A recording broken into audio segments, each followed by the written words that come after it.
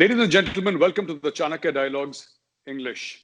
You all know what's happening between the Israelis and the Palestinians. Violence has broken out. And not just broken out, it seems to have absolutely spiraled out of control. I have a very special guest with me, Lieutenant General Syed Hasnain, former GOC 15 Corps and currently Chancellor, Central University of Kashmir. Sir, thank you for joining us and a very, very warm welcome, sir. Jai Hind, and thank you very much, Gaurav. Sir, you know, we all understand that the Israeli and the Palestinian affair is something that is extremely complex, not very easy to understand unless people have that historical background to understand and have been following it up closely, sir. Now, there are all these actors, so to say, at least on the Palestinian side and also on the Israeli side, sir. So, West Bank, Gaza, Hamas, Palestinian Authority, the Hezbollah. I would like you to tell our viewers what is all this, so we have a certain context before we can actually start the conversation.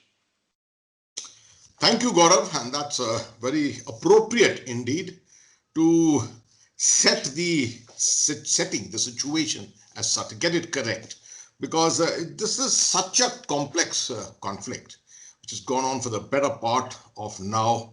Well, it goes back to almost 1896. And even further before that. But it's been in place since 1948 in a very distinct way, influencing the Middle East and, well, I mean, I say influencing the world to a great extent, influencing the whole aspect of Islam in the world today, and the relationship of Islam with much of the world is actually very largely influenced by this conflict. So it's important to understand what the players are, what the entities are. And let's start with the West Bank. The West Bank is actually the West Bank of the Jordan River. And you are aware that the state of Israel was created on the former state or the mandate of Palestine, which was the mandate given to the British and the French. This is the territory to which the international Jewish community was brought, and that is how, and placed there, and that is how it became the state of Israel.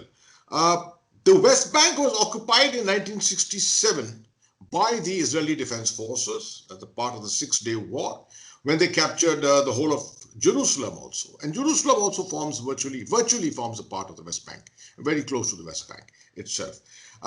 This is the area which in 1992-93 under this Oslo Accord was allotted to the Palestinians to create a homeland for the Palestinians. So it's the West Bank and Gaza. These were the two territories given to the Palestinians, and the Palestinian Authority to establish their self-rule in these two locations. Unfortunately, what happened was that the state of Israel also continued to bring in external Jews from Jewish people from the Jewish community from other parts of the world, and continued to settle them as settlers in the West Bank.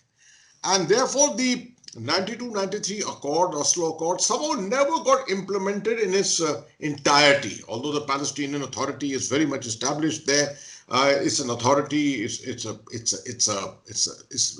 entity for governance, etc. But the dispute has continued in the sense that the West Bank doesn't have a full contiguous area under the authority of the Palestinian Authority itself. So that is one aspect. The second one is Gaza. Gaza is detached. It's something like what when Pakistan was created, East Pakistan, West Pakistan, but here the territory is much smaller territory in between. Gaza is the other strip on the coast. It borders Egypt, about 45 kilometers in length, about 5 to 6 kilometers in width, and it's got about 1 million people there almost. And so that is the other area where the Palestinians exist. The Israelis withdrew from Gaza completely, unlike the West Bank. The Palestinians withdrew from the Israelis withdrew from there, and there is self-governance very much there in Gaza. But here it is under the Hamas. And that is where I have to explain what is the Hamas. That is under the Hamas. The West Bank is under the old PLO, the Palestinian Liberation Organization, which had been set up by Yasser Arafat. If you Arafat. remember, this is the Yes, authority sir. of Mahmoud Abbas, right? Who actually is supposed to be the elected head of this entire self rule which has been granted to the Palestinians and the head of the Palestinian Authority. But there has been a rift between the Hamas and the PLO, and that is why the PLO only rules the West Bank and the Hamas rules Gaza, and much of this problem is actually coming out of Gaza at the moment. Then there are I've already spoken about the Palestinian Authority. The Hamas is essentially an element which did not agree with this so-called peace process which was established by the Western world, the Americans primarily. They believed in the extreme, the measures of violence completely to evict the last person from the Jewish community out of the land of Palestine. They don't believe in in any kind of way to the principle of coexistence with the Jewish community. It is highly radicalized now, and they have taken a cue from the Hezbollah. The Hezbollah in Lebanon, they've taken a cue from them to use all kinds of extreme methods, the use of rocket attacks, etc., and now are also being armed and financed to some extent, are believed to be financed to some extent by the state of Iran. So we have now got something about Hezbollah, about Hamas, about the Palestinian Authority, the West Bank, Gaza. The last element of importance in this is Iran itself. You see, after the Abraham Accords last year, and we will go into Abraham Accords later in this discussion, the only country which really opposes Israeli presence here, as an entity, as a state here, is Iran. Otherwise, there have been accords with almost all other countries, the Gulf countries in particular, with Egypt, with Jordan, with Saudi Arabia, who virtually now recognize the existence of the state of Israel. Yes. Sir, sir, the Middle East was quiet for a certain period of time, sir, and even the US and Iran, sir, they're talking about a restoration of JCPOA. And the state of terror was also low. Suddenly, this entire fracas happens, sir. And there is violence, there is bloodshed at a massive level.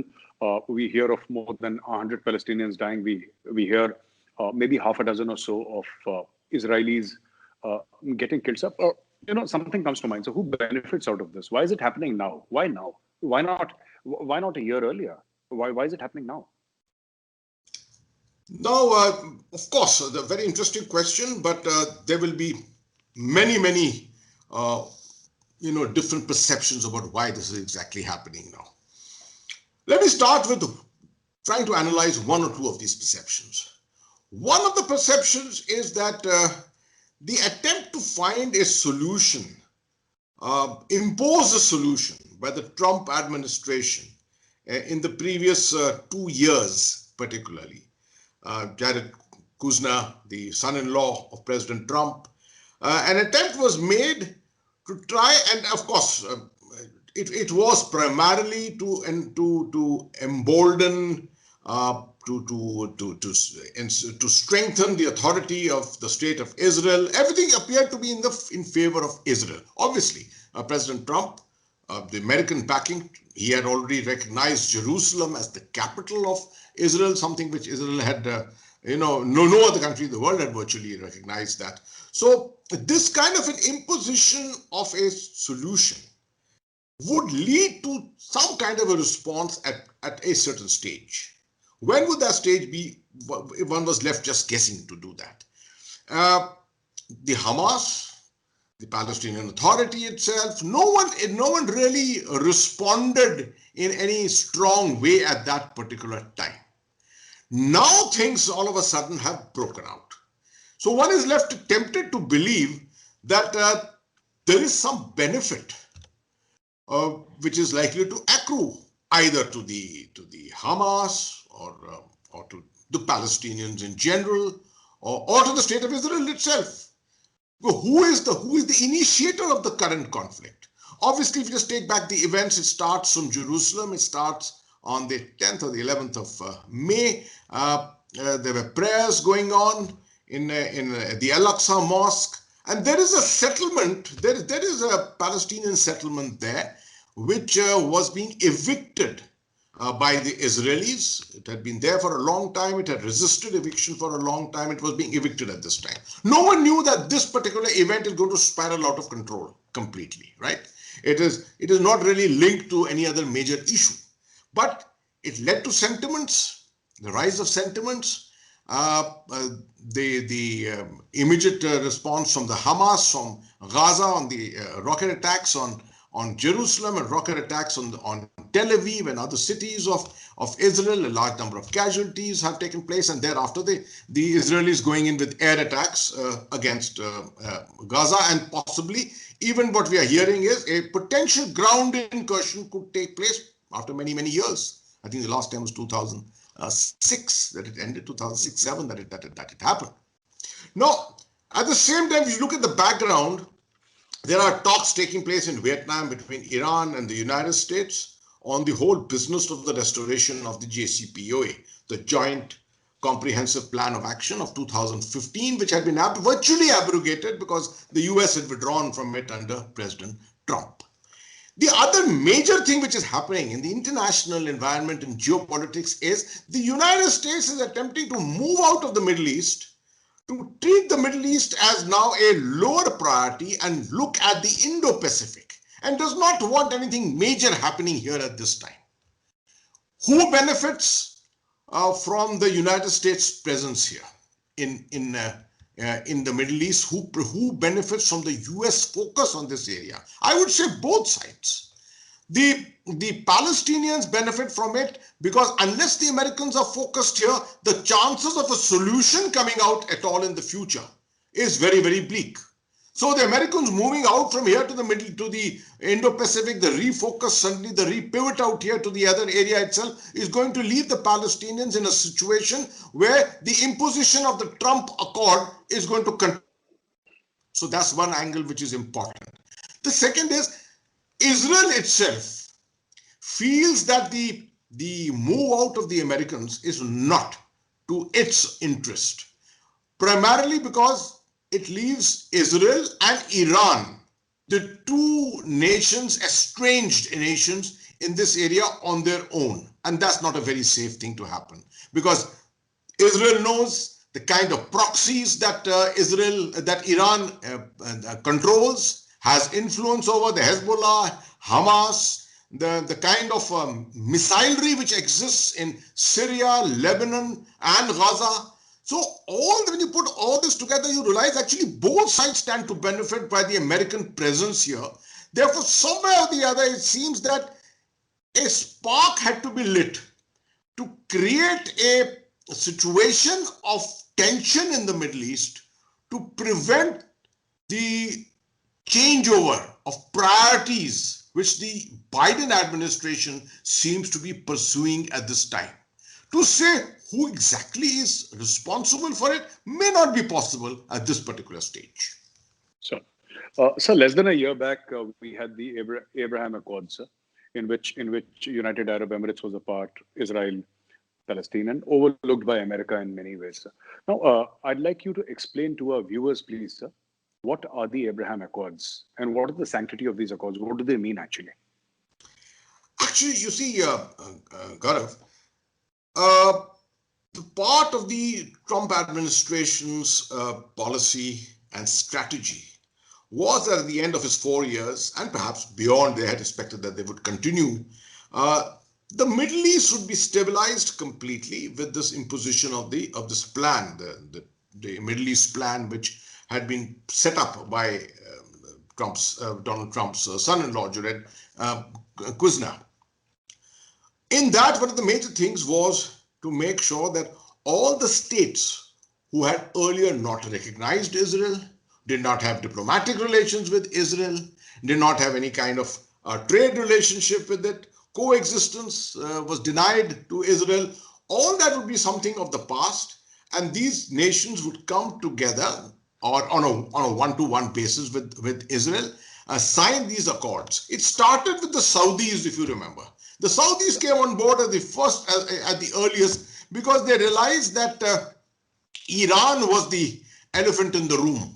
And Iran was the one which was controlling the proxies all over the Middle East. Iran was the one which had the potential of becoming a nuclear power, a nuclear weapon power. So all this was there, and the Saudis felt that it was in their interest to befriend Israel, and therefore emerged what is a Saudi, Israel, US kind of a triangle which emerged. This was, I would say, virtually an experimental linkage. It was an experimental linkage, an equation which turned out to be fairly successful. And based upon that, you found other countries coming on board. The UAE came on board. I think Morocco came on board, and other countries together.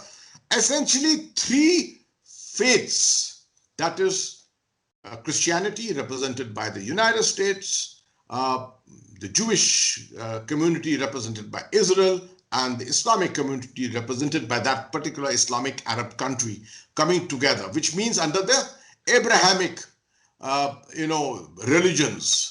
These are the triad of Abrahamic religions. So this is how the term the Abraham Accord was given to all these agreements which took place.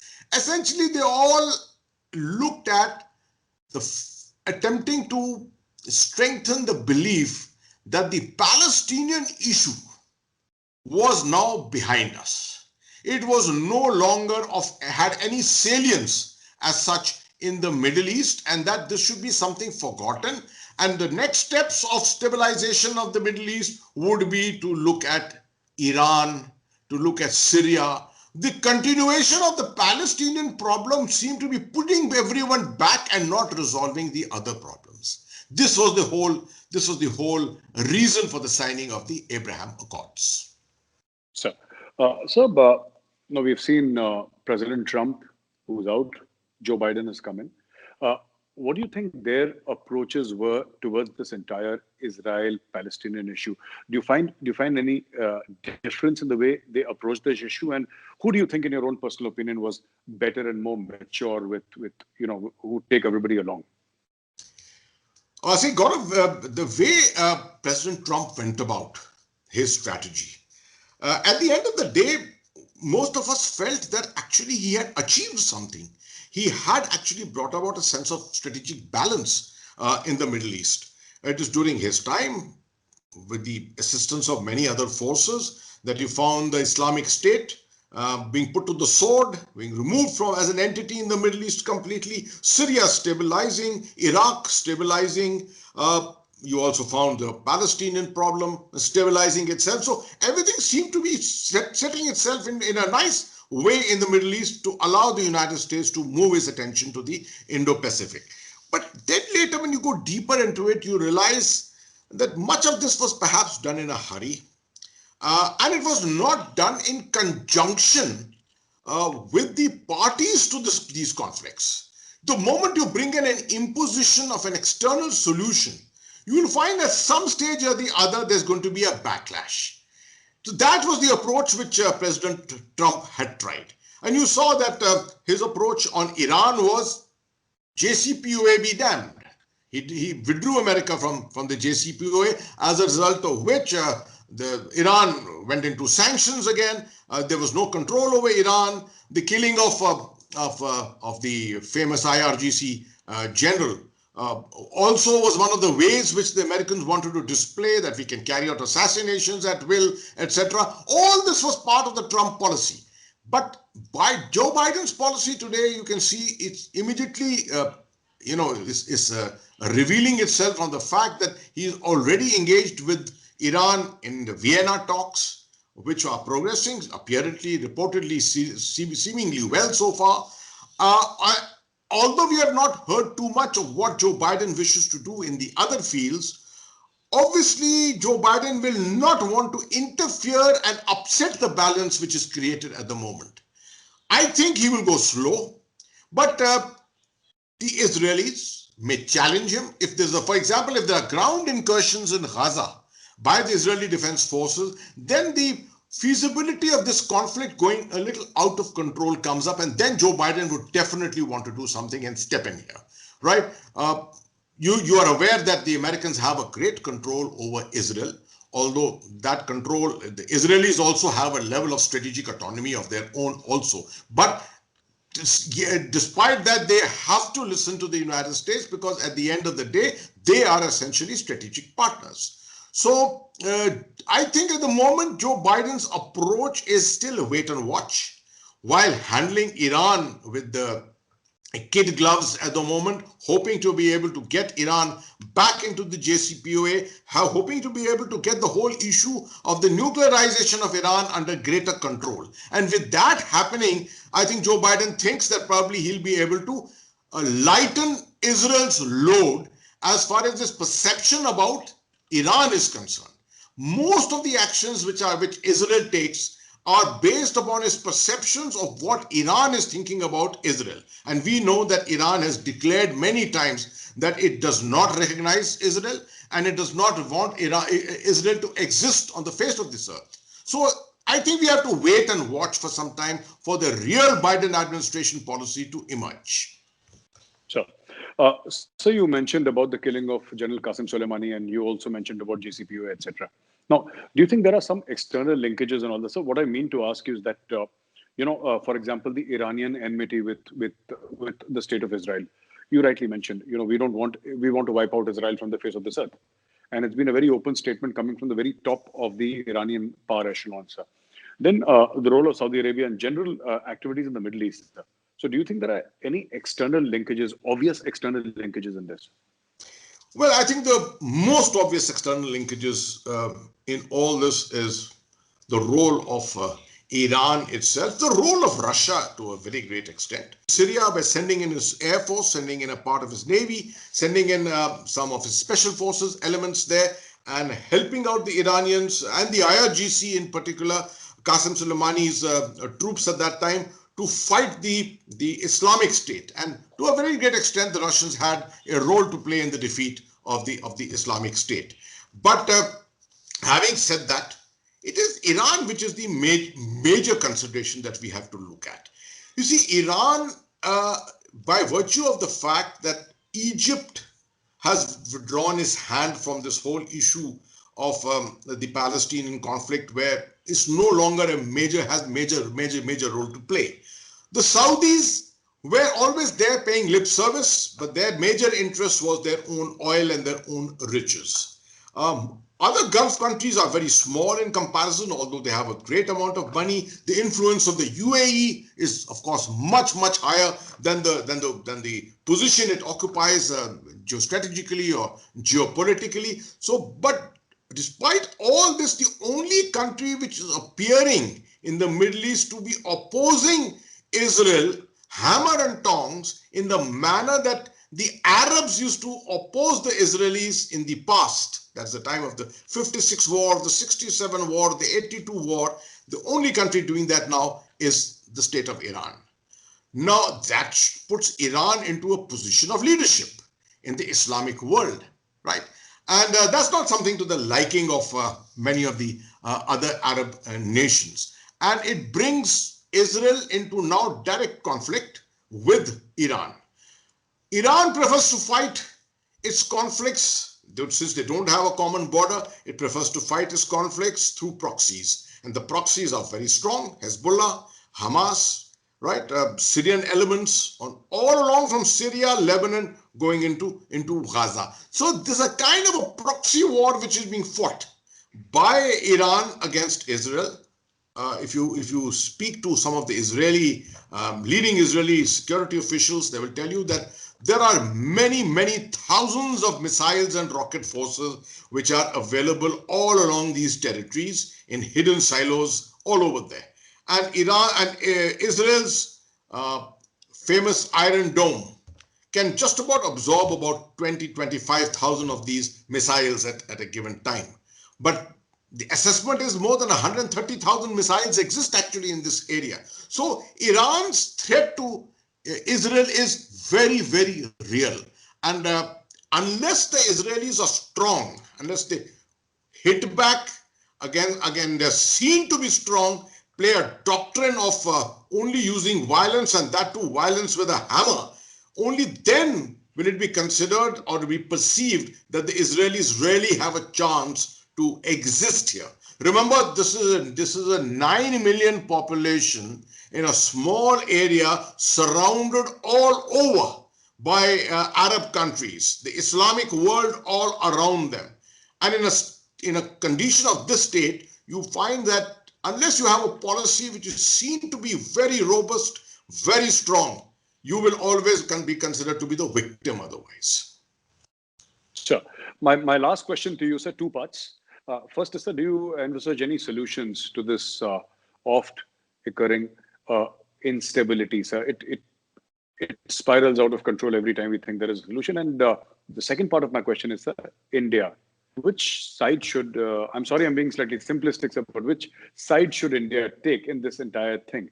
India has not been extremely forthcoming, sir, either this way or that way. There are countries that have taken positions. So I'll just reiterate, sir. Solutions for this Israeli-Palestinian conflict and India's position. Which position should it take, sir? See, Gaurav, as far as solutions are concerned, the world has been searching for these solutions, well, since 1948, when the state of Israel came about. And we've had war after war. To recount, we had the 48 war, we had the 1956 war, also called the Suez Crisis, the 1967 war, which is called the Six-Day War, the 1973 Yom Kippur War, very, very famous Yom Kippur War, yes, in which you found the introduction for the first time of the T-72 tank, the SAM-6 missiles and things like that. Then you had the very famous battles over the Bekaa Valley in 1982. You had the Intifada movements which took place, the Palestinian resistance against the Israelis. Then you had the war against the Hezbollah in 2006. You had the invasion of the virtual invasion of the attack, the exchanges between Gaza and Israel in 2000, from 2011 to 2014 or so. So we have seen violence and conflict in this part of the world, and no one seems to be able to find any solutions to it. During the Cold War, we had wars, all right, and it seems that in between the wars, the situation used to come to some semblance of stabilization, but then used to break out again into violence. Today, I would say that unless you take all parties on board, and that means the Israelis are willing to come on board, the Palestinian Authority, I'm sure, will always be willing to come on board, but there has to be a give and take on this. The give and take obviously extends to the whole issue of the settlements, the fresh settlements of the Jewish settlers on the West Bank, because unless there is a contiguous entity of territory which the Palestinians have got, the emaciated West Bank territory today which the Palestinian Authority has got will not be something which is acceptable to them. And of course, an attempt to try and bring Hamas on board. Now, Hamas is not going to come on board because their operational philosophy is extremism, right? Violence is their way of doing things. Either it is that militarily the Hamas is defeated completely, which means that you have to go in and occupy Gaza, which is what the Israelis may very well attempt to do in the next few days, probably a ground incursion to go and reoccupy Gaza. But then remember, a 45-kilometer territory, 45-kilometer by 6-kilometer territory with a 1 million population, it's not possible for you to neutralize every single individual who's against the state of Israel. So you will find a militancy which will probably continue. So that is not going to be any solution. So I, at the moment, think the real solution to this lies in having some kind of a greater understanding between the Palestinian Authority, the Israelis, the United States, and probably a country like the Saudis or the UAE or someone coming in as referees, all of them coming together and bringing Iran's cooperation into this. Maybe the JCPOA, the lifting of sanctions on Iran, etc., can be made subject to their cooperation in not supporting the Hamas in the activities it is doing today.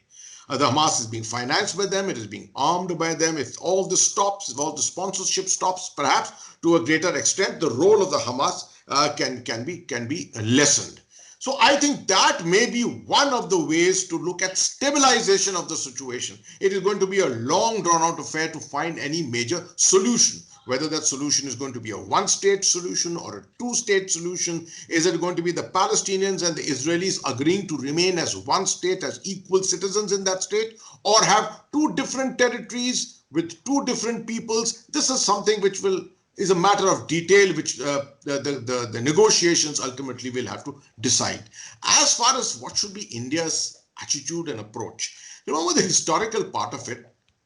We have supported the Palestinians historically from a human rights angle, justifying it from this fact that you cannot just have an eviction of people from their territories without making suitable arrangements for their resettlement. So you can't create a perpetual state of conflict and hope like hell that this is going to resolve itself. Therefore, India has been on, you can say, the weaker side historically. Also, this is probably a legacy of the Cold War, where we were on the Russian side, the Russians were on the Palestinian side, or the Arab side at that time. Subsequent, after 1992, when we re-established our relations with Israel, we have got a strong relationship going with Israel. An outstanding diplomatic relationship with Israel, a military-to-military relationship with Israel. I would say today, therefore, we cannot afford to compromise on either relationship. We are perhaps in many ways, people think we are one country, one nation, which is perhaps capable of acting as an adjudicator in this entire conflict and have a more proactive role in this, since we are friends with both sides and strong friends with both sides, greatly respected by both sides. So I would say the great example that Prime Minister Modi visited Israel, and he's also visited Ramallah, the capital of the Palestinian Authority's West Bank, the state in West Bank, right? If you remember, Prime Minister Modi went and visited that in 2018. He went to Amman, and from Amman he flew to Ramallah and came back from there. Now, must be one of the few prime ministers in the world, important political leaders in the world, who's actually visited both sides, right? So I think we must maintain our equilibrium in this conflict, right? Although a lot of people in India will maybe side with Israel, a lot of people ideologically will want to side with the Palestinians, but I think at this time, the media, the strategic community, you and me, all of us should express an Indian opinion on this, a completely neutral opinion that we are there for peace and stability. Anything that will happen which contributes to the peace and stability, to saving of lives in the Middle East, that is the option that we will always look for. Thank you very much for joining us, sir. Indeed, an honor and a privilege. Ladies and gentlemen, with Lieutenant General Syed Hasnain, we discussed various things. The beginning of this conflict between the Israelis and the Palestinians. We also discussed what is happening, who are the major players in this entire conflict, and what does the general think the future will be. Thank you once again for joining us. I'll see you next week with another special guest. Till then, from my team at the Chanakya Dialogues English, Jai Hind.